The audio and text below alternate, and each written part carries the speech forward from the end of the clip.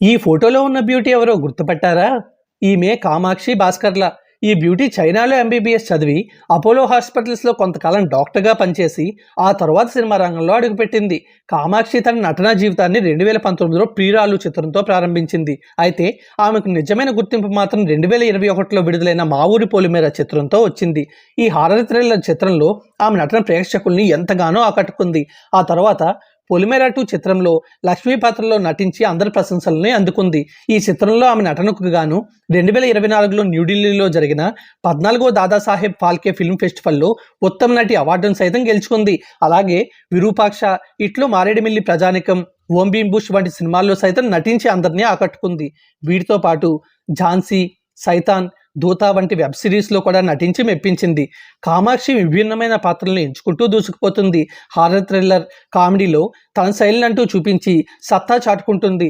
2018లో ఆమె miss Telangana title గెలుచుకొని miss India పోటీల్లో ఫైనల్ వరకు చేరుకుంది. ప్రస్తుతం కామాక్షి పొలిమేర 3 చిత్రంలో సహా 3 ప్రాజెక్టులను సైతం నటిస్తూ బిజీగా ఉంది. సోషల్ మీడియాలో ఆమె గ్లామరస్ ఫోటోలకు తరచూ దృష్టిని ఆకర్షిస్తూ ఉంటాయి. ఈ బ్యూటీకి అభిమానులు క్వీన్ ఆఫ్ హారర్ థ్రిల్లర్స్ అని పిలుస్తుంటారు.